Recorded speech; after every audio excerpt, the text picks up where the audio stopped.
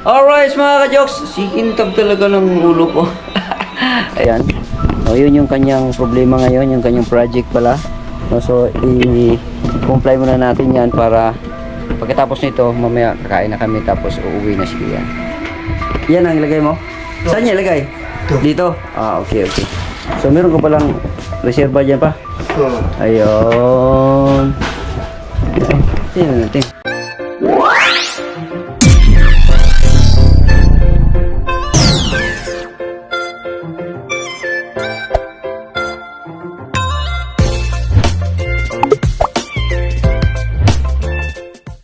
Alright mga ka-jokes, no, si Papa nagsangag ng kanin. May sobrang kanin mga ka-jokes. So, yun, no. Kailangan natin magtipid. Hello. Scramble egg. Saka nag-scramble egg si Papa. Yan, no. Scramble egg. Yan, para kay Kian. No, so ito, sakto na sa amin to. Yan, ito lang yung ulamin namin ngayon mga ka-jokes. Tapos nakasaing na rin kami ng kanin.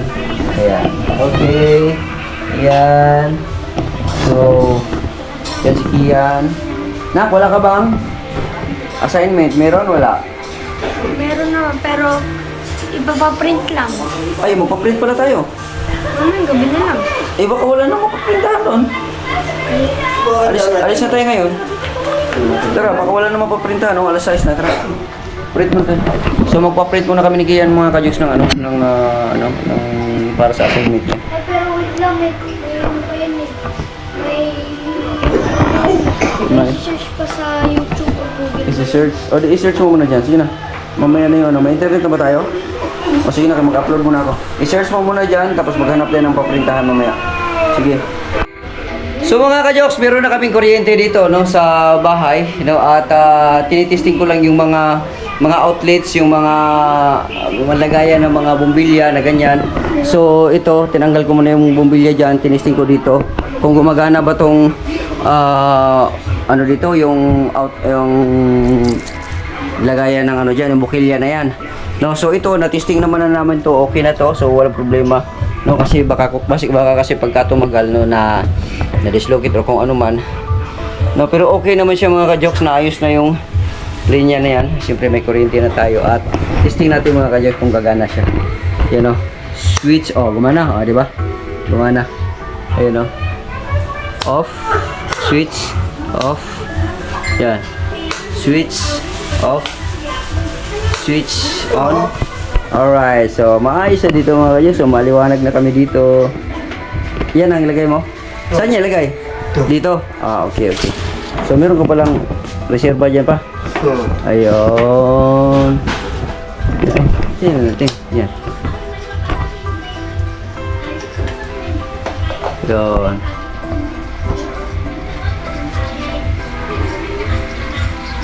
Alright. LED naman yan, matipid naman yan. LED yan? Okay. Oh, lakas! LED yan, matipid yan. LED pala yan? Sobrang lakas. Basta LED kasi. Basta LED kasi mga ka-jokes, matipid sa kuryente yan. Basta LED, no? Unlike sa yung mga nakaraan na yung mga bumbilya na kulay, anong kulay nun? Yung dilaw? Yung pula? Ayun, Incandescent kasi yun eh. Oo, magasto sa kuryente yun. Pero pag mga LED, no, sa mga wala pang idea pala dyan, no, sa mga subscribers ko na wala pang idea, pagka meron kayong gagamitin na itong ganito mga bumbilya, noon mga ganon, basta LED lang ang gamitin nyo, mas matipid sa kuryente yun, no. Huwag na kayong gumamit ng mga makalumang, yung mga pula na yon, yung dating bumbilya na ganon, wag na, malakas kuryente yun, no. So ito, grabe, sobrang liwanag naman ito, sobrang liwanag. Ilang watts to pa? Hayaan mo na. Alright, so grabe na. Pagtitigan mo nakakasilaw mga ka-jokes. Kaya tayo 10 watts. Nakakasilaw mo. Pagtitigan mo nakakasilaw eh. 10 watts. Kala mo, 10 watts pala yan? Okay to. Alright. Okay, so dito. Yan o mga ka-jokes. So, may ano na. Yung may tawag na ito. May dilim-dilim na ng konti. No, so mamaya-maya lamang ng konti ay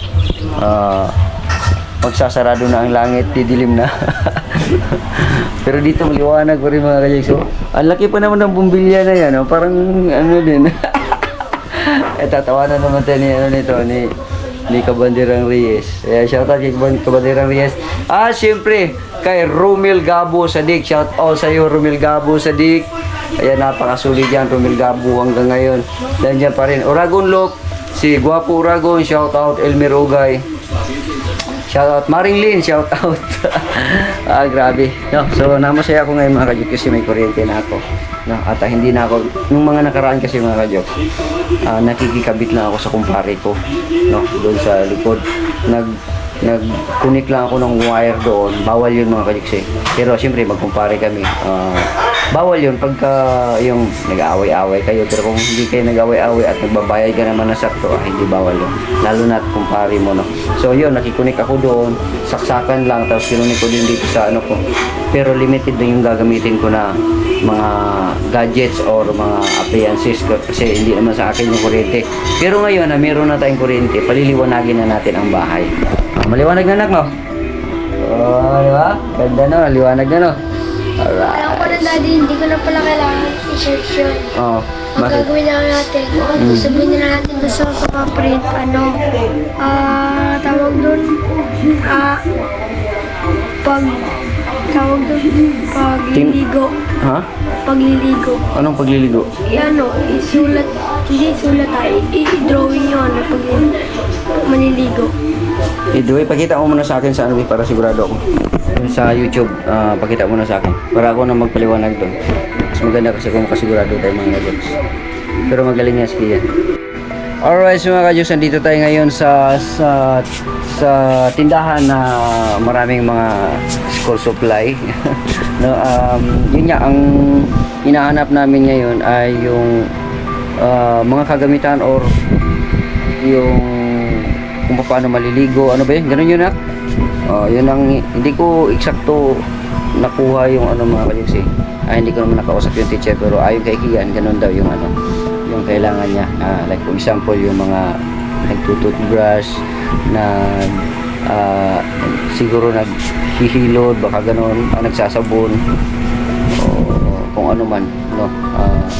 So dito si Kian, yun yung kanyang problema ngayon, yung kanyang project pala, no. So i-comply muna natin yan para pagkatapos nito mamaya kakain na kami tapos uuwi na si Kian. Alright, so abangan natin mga kadyos kung ano yung maipaprint namin ngayon dito.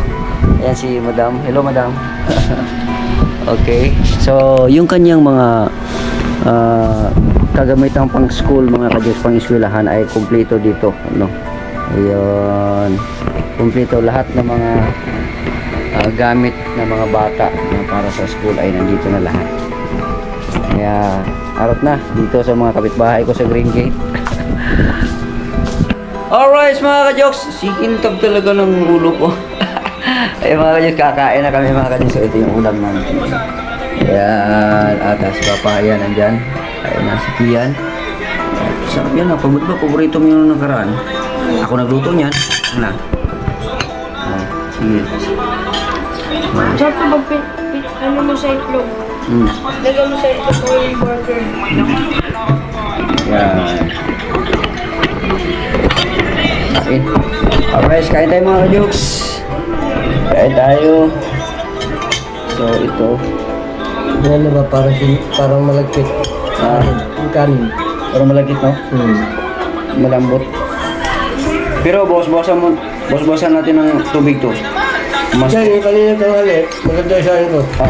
yun ba yun? Yung bigas na yun? Maganda yun. Kasi yung chocolate, ano yun? Ano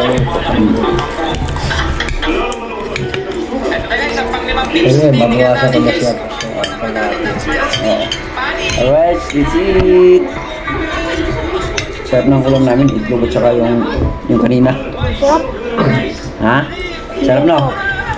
Ang apo bago kay Kian mga kayo, no? Sarap na? Ito nagluto niyan, si daddy nagluto niyan.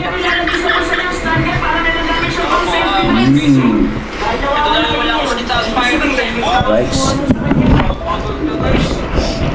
Okay.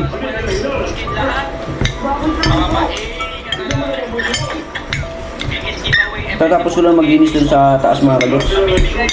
Tapos, bumili kami ng yung project na ni Kian. Yun, mabuti na lang, nahabol pa namin yung school supply doon na pagbilhan namin. Hindi pa nagsarado, kaya bukas pa, kaya nakahabol pa kami.